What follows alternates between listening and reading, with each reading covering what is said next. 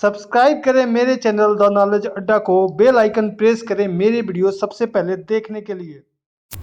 Hello friends, in this lecture I am going to discuss most important key in database management system. So this lecture basically contains introduction of database key, super key, candidate key, primary key, foreign key, comparison between primary key and foreign key, composite key, alternate key, relational query language and relational operation. So basically these are topics which I am going to discuss in this particular lecture. So now just start from database keys. Basically, what is database key? Basically, keys are a key part of relational database and a vital part of the structure of table. They are used to stabilize and identify relation between tables.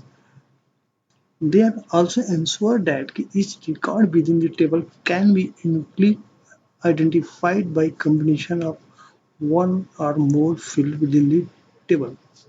कहने का मतलब है कि जो हमारी keys होती हैं वो मोस्ट इम्पोर्टेंट पार्ट होती है किसी भी टेबल के स्ट्रक्चर का, जिससे बेसिकली क्या होता है कि हम उस पर्टिकुलर टेबल की यूनिकनेस को फाइंड आउट कर सकते हैं, या you can find out unique record from particular table using that database keys. तो basically key play most important role in any database design या any database table design. Now there are three main keys that are candidate key, primary key or foreign key. Or there is also a alternate key that is called sometimes secondary key. So now just start from super key. What is super key? Basically, super key is a set of one or more column to uniquely identify the row in table. कहने का मतलब क्या होता है कि super की set होता है एक कॉलम या मोर देन वन कॉलम को, जो पर्टिकुलर एक रो को डिफाइन करता है, इसको यूनिकली फाइंड आउट करता है. जैसे इस एग्जांपल में आप देख सकते हैं कि आईडी नेम स्पोर्ट्स. तो इसमें जो आईडी है बेसिकली एक पर्सन को दूसरे पर्सन से डिफरेंशिएट कर रहा है. मीन्स कि how Amit Modi is different from Gaurav because due to ID, because ID of Amit Modi is 1101, ID of Gaurav is 1002. So basically ID attributes is sufficient to identify difference with Amit Modi and Gaurav. The name of in this particular table cannot be act as super key because name can be same, but name can be same, sports can be same, but ID cannot be same. But combination of ID and name can be act as super key. क्योंकि due to ID data will be different, या role will be different, information will be different. So in this particular table, ID can work as a super key. Combination of ID and name can be act as super key. Combination of ID name can be act as super key. But name and sports sometimes can be super key, but mostly time cannot be super key because maybe there is some possibility that the name can be same and also sports can be same. So we can't say that the combination of name and sports can be super key. Now move forward. Candidate key. So basically, what is candidate key? Candidate key is just like a subset of super key. A candidate key is a single field or the list combination of field that uniquely identifies the each record in table.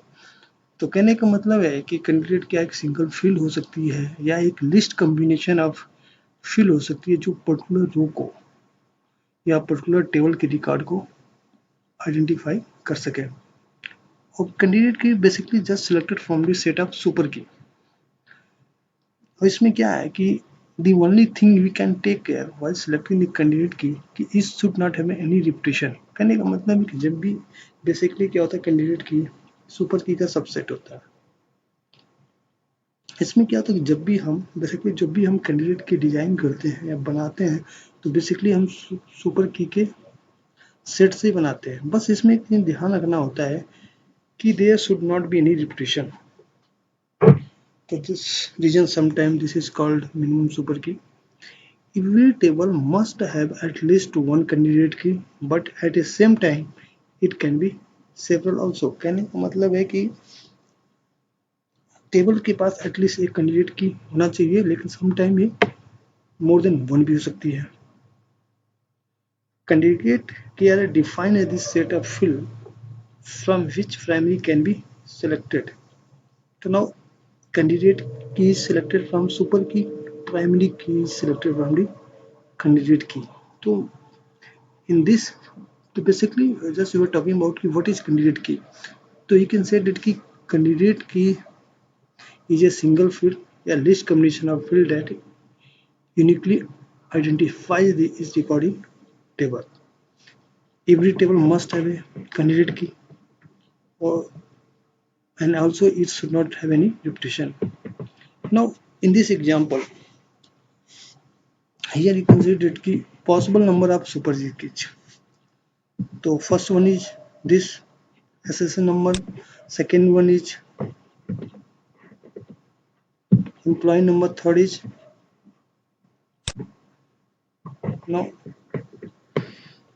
Super की क्या हो सकता है इसमें session number हो सकता है इन दोनों का कॉम्बिनेशन हो सकता है फिर इन दोनों का कॉम्बिनेशन हो सकता है इनका कॉम्बिनेशन होता है इनका तो basically these are basic example की what possibility of super key in this particular table diagram कहने का मतलब है इस पर्टिकुलर टेबल डायग्राम आप देख सकते हैं कि सुपर की हो सकता है अगर हम ईएमपी एसएसएन को माने तो एक सुपर की हो गया नंबर को माने 2 हो गया नेम को माने 3 हो गया फिर नेम तो हो नहीं सकता क्यों क्योंकि भाई two names can be same तो नाउ अब combination of this can be super key as like SSN employee number SSN name employee number or name employee number this तो मतलब these are possible super key possible in particular table. Now candidate key just selected from this.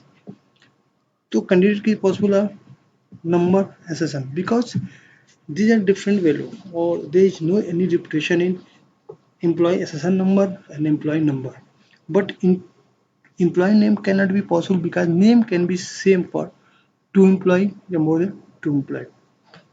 तो जो पीछे हमने super की बात की थी तो they are various number of super keys combination भी था सिंगल फिल था बट जब कैंडिडेट की बात करते हैं तो कैंडिडेट की बेसिकली हम उसी सुपर की के सेट से ही सिलेक्ट करते हैं इसकी एक कंडीशन क्या है कि रिपीटिशन नहीं होनी चाहिए तो यहाँ पे जो पॉसिबल कैंडिडेट की है वो है ये एम्प्लॉय एसएसएन नंबर और एम्प्लॉय नंबर क्योंकि both are different they can not have same value और एम्प्लॉय नंबर इसलिए पॉसिबल नहीं है कि भाई more than two employee can have same name there are some required condition for candidate की first one is you must contain unique value it must not contain null value it contain minimum number of field to ensure uniqueness देखिए इसमें एक field भी हो सकता है more than one भी field हो सकता है लेकिन हम कोशिश करते हैं कि जो नंबर ऑफ कॉम्बिनेशन हो लिस्ट फील्ड का बने कम से कम फील्ड का बने ताकि वैसा बने कि उस पर्टिकुलर रिकॉर्ड के यूनिकनेस को रिप्रेजेंट करें या उस टेबल से हम डेटा को फाइंड आउट कर सकें यूजिंग दैट पर्टिकुलर की now it must uniquely identify each record in the table. Candidate key can be more than one in table. Now this is important factor कि candidate key can be more than one in any table. Now primary key. So for recap, okay, from super key we have selected candidate key. Now from candidate key you are going to select primary key. तो बात करते हैं primary की होती क्या है primary key is a field in the table which uniquely identify each record in the table. Now properties of primary key. A primary key must contain unique value same as candidate key. A primary key column cannot have a null value same as unique key. Now there is a difference between candidate key and primary key. Candidate key says that कि more than one candidate key possible in database table, but in case of primary key, your table can have only one primary key, which may consist of a single or multiple cell. Now, in previous slide, आपने देखा कि candidate की क्या होती है कि candidate की एक भी हो सकती है, मोर देन वन भी हो सकती है पर्टिकुलर टेबल में, but in case of primary key एक टेबल में सिर्फ एक ही प्राइमरी की हो सकती है, या तो वो सिंगल फील्ड होगा या तो मल्टीपल फील्ड हो सकता है। जब प्राइमरी की में मल्टीपल फील्ड यूज किए जाते हैं तो they are called as composite key. Means composite key is a combination of two या more than two field which acts as primary key. तो कहने का मतलब है कि जब multiple field are use in primary key तो that are called composite key. Now if a table has a defined primary key not fields, तो then cannot have two records having the same value of that field। अगर हमने किसी भी ID या किसी भी field को अगर प्राइमरी की डिसाइड कर दिया है तो देन सेम नेम के टू फील्ड्स उस पर्टिकुलर टेबल में नहीं हो सकते। प्राइमरी की को डिनोट कैसे करते हैं? तो बेसिकली इस कॉलम को हम एक अंडरलाइन दैट रिप्रेजेंट कि दैट पर्टिकुलर की इज ए प्राइमरी की या वर्किंग एज ए प्राइमरी की। The value of primary key should be unique for each row of the table. Now, here from this table, आप देख सकते हैं कि यहाँ पर अंडरलाइन है, तो मीन्स ये रिप्रेजेंट करता है प्राइमरी की को, ये एम्प्लॉय नंबर को, ये एम्प्लॉय नेम को। और पहली कंडीशन क्या है कि प्राइमरी की कॉलम जो है वो डुप्लीकेट वैल्यू कंटेन नहीं कर सकता, नल वैल्यू कंटेन नहीं कर सकता। और प्राइमरी की कोई जरूरी नहीं है कि एक ही कॉलम हो सकता है, मोर देन वन कॉलम भी can make primary key also. इस एग्जांपल में आप देख सकते हैं कि भाई employee session and employee name दोनों मिलाकर can be play a primary key. But अगर देखा जाए तो ये कोई सेंस नहीं बनाता, क्योंकि इसमें एम्प्लॉय एसेसन नंबर ये काफ़ी है उस रिकॉर्ड को या यूनिक रिकॉर्ड को फाइंड आउट करने के लिए इन पर्टिकुलर टेबल। तो उसको कॉम्प्लेक्स बनाने की कोई जरूरत नहीं है, तो single column can be use as primary की।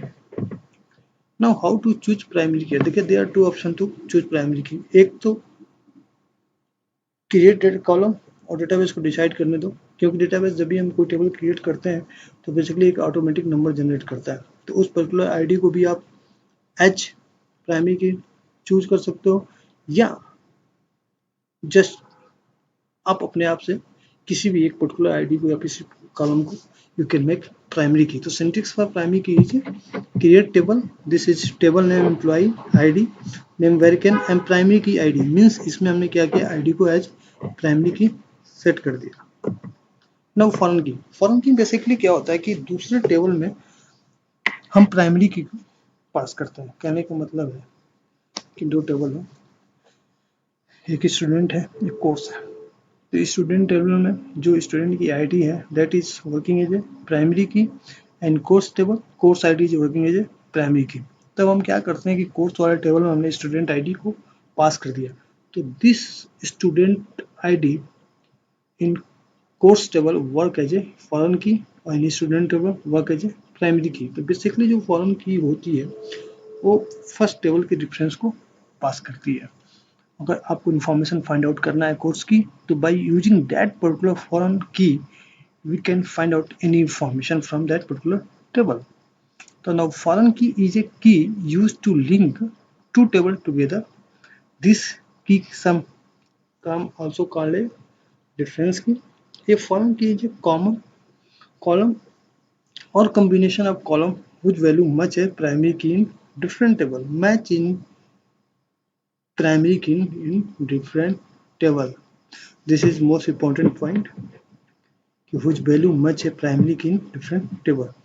The relationship between two table matches the primary key in one table with foreign key in second table. A table can have more than one foreign key. Foreign key can be null value also. तो एक table के पास more than foreign की हो सकती है और वो null value भी हो सकती है ना। ये देख यहाँ पर देख सकते हैं दो है टेबल, एक स्टूडेंट टेबल है एक कोर्स टेबल है। तो इस टेबल में आप देख सकते हैं स्टूडेंट आईडी पास है, means student ID is working here as a foreign key, this is primary key this is primary key. तो यहाँ पे जो स्टूडेंट आईडी है that is working as foreign key. Now primary और foreign key में difference क्या है? देखिए प्राइमरी की और फॉरेन की बाई एक और मोर देन वन कॉलम कंबाइन करके बनाए जा सकते हैं। प्राइमरी की के पास डुप्लीकेट वैल्यू नहीं हो सकती है, बट फॉरेन की कैन है डुप्लीकेट वैल्यू। क्योंकि मान लीजिए हमने कोर्स बनाया, एक स्टूडेंट 5 कोर्स पढ़ रहा है, तो उस पांचों कोर्स के करस्पॉन्डिंग हमारी स्टूडेंट आईडी पास होगी। तो कहने का मतलब है कि जो स्टूडेंट आईडी दूसरे टेबल में वो डुप्लीकेट हो गई। तो मेजर डिफरेंस क्या है कि प्राइमरी की के पास डुप्लीकेट वैल्यू नहीं हो सकती, बट फॉरेन की के पास डुप्लीकेट वैल्यू हो सकती है। Primary key can not have null value, but foreign key have null value. Second difference, ये नल नहीं हो सकता लेकिन वो नल वैल्यू हो सकती है। Primary key uniquely identify row in table, but foreign key may B, foreign की कर सकता है लेकिन कोई जरूरी नहीं है कि हर टाइम यूनिकनेस दिखा सके, क्योंकि एक टेबल के पास मोर देन वन फॉरेन की हो सकता है। A table can have one primary key, but a table can have more than one foreign key. Primary key can be automatically indexed, but foreign key cannot be automatically indexed. Created करने का मतलब है जब भी आप कोई create करते हैं तो प्राइमरी की होती है अपने आप भी डिसाइड हो सकती है, बट फॉरेन की के साथ ऐसा नहीं होता है। कंपोजिट की हमने बात की थी। कंपोजिट की क्या होती है?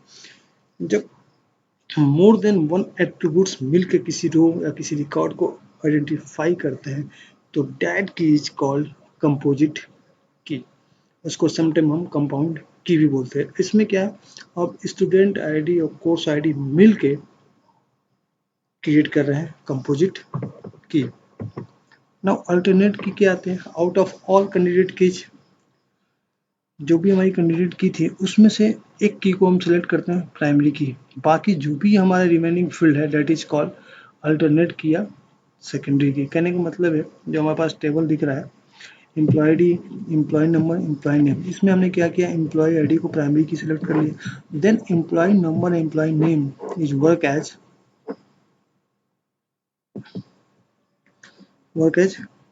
Secondary key. Now move forward.